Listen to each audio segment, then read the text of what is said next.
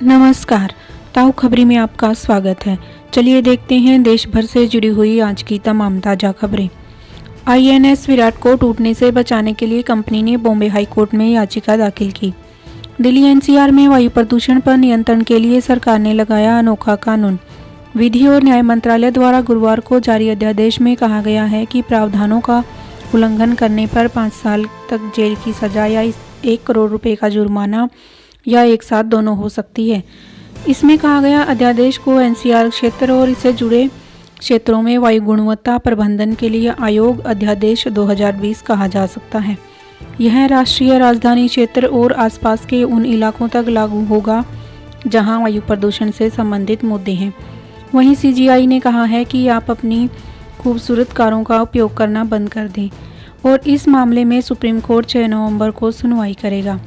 UP में घर में गैस सिलेंडर के लीक होने से लगी आग से हुआ भीषण विस्फोट, 2 की हुई मौत। टेरर फंडिंग केस में एनआईए की छापेमारी जारी।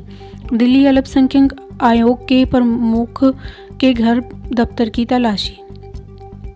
एबीवीपी नेता पर लगा था महिला से उत्पीड़न का आरोप, अब आरोपी एम्स के बोर्ड में शामिल। मध्य प्रदेश चुनाव में कमलनाथ और बीजेपी के बीच गद्दारी शब्द को लेकर द्वंद्व। सुप्रीम कोर्ट ने सुनवाई से ऐन पहले राष्ट्रपति ने अध्यादेश को दी मंजूरी। प्रदूषण की निगरानी के लिए आयोग गठन को मंजूरी। करण जौहर के धर्मा प्रोडक्शंस ने गोवा में फैलाया कचरा, मंत्री ने कहा माफी मांगो।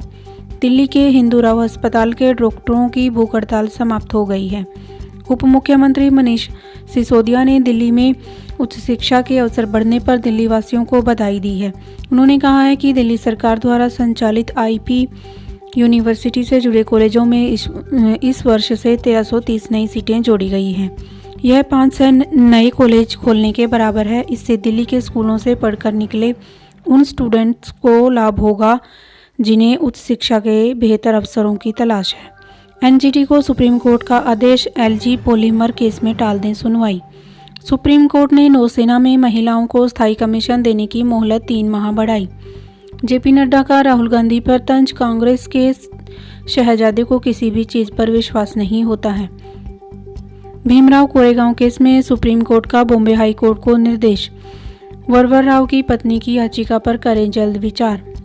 पूर्व आईएएफ चीफ ने बताया कि आखिर क्यों अभिनंदन की रिहाई पर बातचीत के दौरान घबराए हुए थे पाक आर्मी जनरल। अरविंद केजरीवाल ने लॉन्च किया ग्रीन दिल्ली ऐप। प्रदूषण से जुड़ी ऑडियो वीडियो शिकायतें होंगी दर्ज।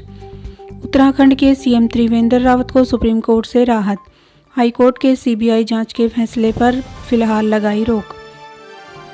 केरल सोना तस्करी मामले में प्रवर्तन निदेशालय ने निलंबित आईएएस अधिकारी एम शविशंकर को किया गिरफ्तार। गुजरात के पूर्व सीएम केशुभाई पटेल का 92 साल की उम्र में निधन हो गया है। पीएम मोदी ने पुरानी तस्वीर के साथ साझा किया दुख। बिहार के बाद अब बीजेपी ने एमपी उपचुनाव में भी किया मुफ्त कोरोना वैक्सीन देने का वादा। असम पुलिस ने राज्य की जेईई परीक्षा में हेराफेरी का किया खुलासा। टॉपर उसके पिता और 3 अन्य को गिरफ्तार किया गया है। मुंगेर हिस्सा में चुनाव आयोग ने एसपी और डीएम को तत्काल प्रभाव से हटाने को कहा है और साथ ही साथ जांच के आदेश भी दे दिए हैं। बीजेपी नेता कपिल मिश्रा ने दिल्ली के स्वास्थ्य मंत्री सत्येंद्र जैन से माफी मांगी है और कपिल मिश्रा ने आरोप लगाया था कि सत्येंद्र जैन ने 2 करोड़ रुपए दिल्ली के मुख्यमंत्री अरविंद केजरीवाल को उनकी आंखों के सामने दिए हैं। गोरखपुर रेलवे अस्पताल के टॉयलेट में सपा के झंडे के रंग वाले टाइल्स पर विवाद। पार्टी ने दिया 24 घंटे का अल्टीमेटम। रजनीकांत ने राजनीति में प्रवेश को लेकर दिए पुनर्विचार के संकेत।